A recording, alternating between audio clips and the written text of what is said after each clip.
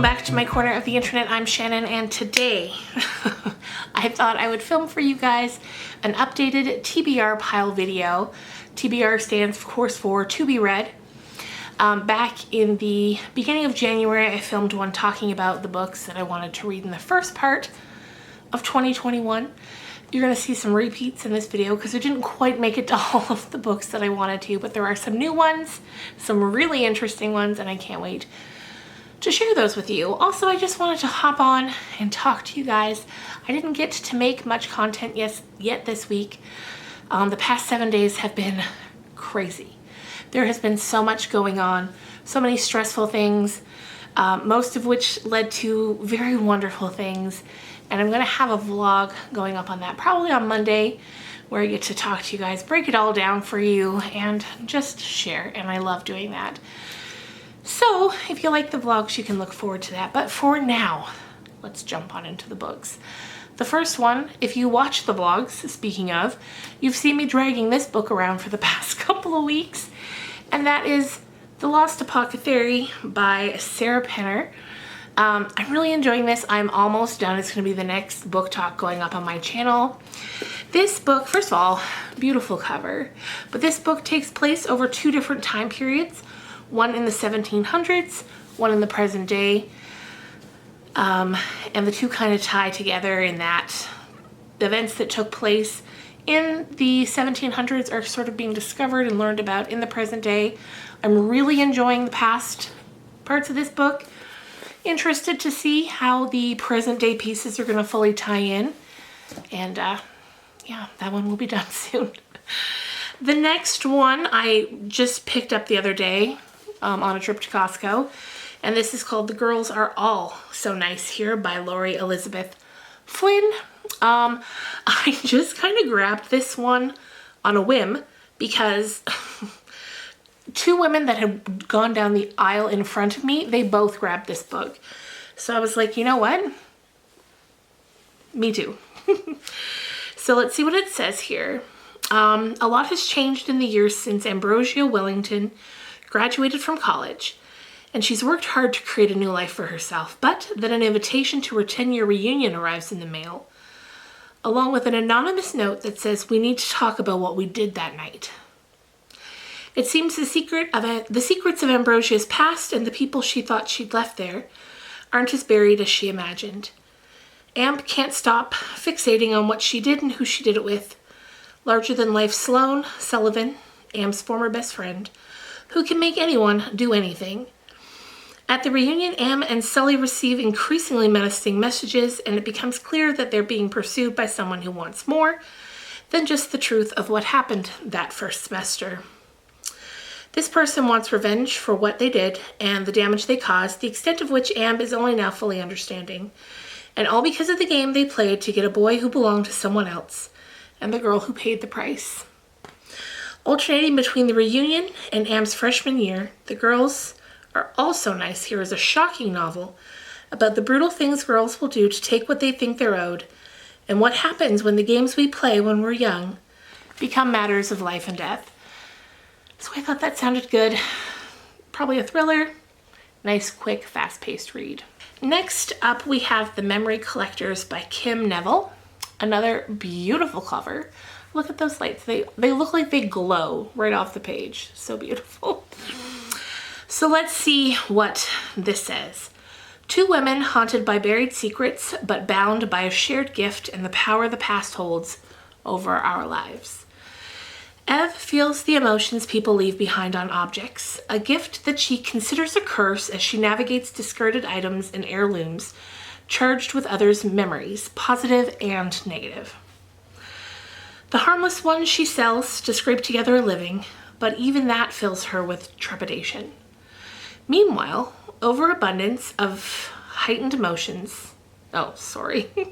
Meanwhile, Harriet hoards thousands of these treasures, making her neighbors sick as the overabundance of heightened emotions starts to seep through her apartment walls. When the two meet, Harriet knows that Ev is the only person who can help her make something truly spectacular of her collection. A museum of memory that can heal the emotional wounds many people unconsciously carry around. But Ev's family was destroyed by the darkness lurking in an object that is now wrapping itself around another person, threatening to annihilate what little she has left.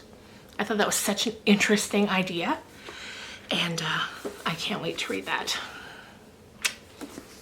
Next up. I think these next two were on the last TBR list. We have The Sanatorium by Sarah Pierce. And this was one of the Reese's book club selections that Reese Witherspoon does. So it says, half hidden by forest and overshadowed by threatening peaks, the summit has always been a sinister place. Long plagued by troubling rumors, the former abandoned sanatorium has been renovated into a 5-star minimalist hotel. An imposing, isolated getaway spot in the Swiss Alps is the last place Elin Warner wants to be. But Elin's taken time off from her job as a detective. So when her estranged brother Isaac and his fiancée Lore, invite her to celebrate their engagement at the hotel, Elin really has no reason not to accept. Arriving in the midst of a threatening storm, Elin immediately feels on edge. There's something about the hotel that makes her nervous. And when they wake the following morning to discover Laura's missing, Elin must trust her instincts. If they hope to find her with the storm closing off all access to the hotel, the longer Laura stays missing, the more the remaining guests start to panic. Elin is under pressure to find Laura, but no one has yet realized that another woman has gone missing. And she's the only one who could have warned them just how much danger they're all in. And actually, now that I'm thinking about it, I don't think this was in the last TBR video, but I cannot wait to read it. It sounds so up my alley. We'll be talking about that one soon. This one, you guys, this one was definitely in the last one. Mexican Gothic. I've had this book for like 7 months and I can't wait to read it, but I keep putting it off because I know in the bottom of my soul that this is going to be one of those books that once I'm done reading it, I'm going to be so sad it's over. So I keep putting it off because I don't want to be finished.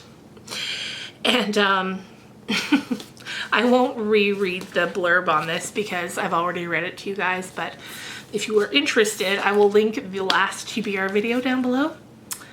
It just sounds so good. Another book that I'm actually currently reading is, I don't have it with me because it's actually up on my nightstand right now so that I can dive back into it when I go up tonight.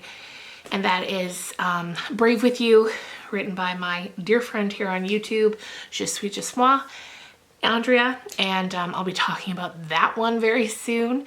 That's another one that I'm just enjoying so much I don't want to rush through.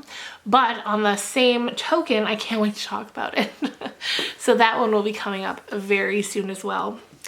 Now, the final three actually have a little story to go along with them. I got to see my friend Krista, which if you've been around this channel for a while, you've certainly heard me talk about Krista before. She's my bookish friend. She's that one friend here in town that loves books as much as I do, and every time we get together we like to exchange books. I'll bring her ones that I think she'd love, she lends me ones she thinks I would love, and I'm gonna have to get her to come on and film a video with me sometime so I can formally introduce you to her because you've heard so much about her. Anyway, so she lent me this, but this was the one that she lent me to read, and it's called Downtown Owl by Chuck Klosterman. And I just think, I'm so excited to read this. This is a novel by Chuck. I've never read any of his novels. I've only read more of his essays. My favorite book of his is called I Wear the Black Hat, and it's a collection of pop culture essays. I think it came out in around 2013, and it was so great. And I just think he's such a smart guy that I can't wait to read this novel. And the final two books are actually ones, she had a big, like 3 big tote bags full of books that her aunt had passed along to her that she was getting rid of. So she wanted her to go through, pick out the ones she wanted, share with her friends. So going through these books, her aunt was clearly, or is clearly, a lover of horror. So I picked out a couple, and I thought this would be a really fun video to make in September or October once the fall comes. And what I thought the sort of focus of the video could be, would be sort of reading old horror novels that were never really popular, just kind of like kitschy horror novels. And, you know, sort of the novel equivalent of a B horror movie. And the two that I picked from her pile, let me show you. These were both published in the late 80s. So the first one is called Eden's Eyes by Sean Costello. I'll read the blurb to you. So it says, Karen Lockhart is terrified. All of her life she's been blind. Now a dead man has let her see. And a new darkness envelops her. Right? Like, I mean, and this one's called Nightmare Child by Daniel Ransom. The cover looks like this. And so I picked this one up. It's a very slim volume. So it's a horror novel, of course. But I flipped it open, and the first sentence, okay, of this book is, deep into the steamy August afternoon they drove. Jeff with his allergies, Mindy with her menstrual cramps, and I was like, I'll take it. Because what an absolutely wild beginning. Written by a man, no less, Daniel. So I can't wait to read those, but like I said, I'll probably save those until the fall. Anyway, you guys, I just wanted to pop on, say hi, let you know that everything's good. I know I've reached out to a few of you and shared a bit of what was going on, so just wanted to let you know all's well. These are the books I'm going to be reading in the coming months. Can't wait to share them with you. And I will see you again real soon with another book talk video. Bye, guys.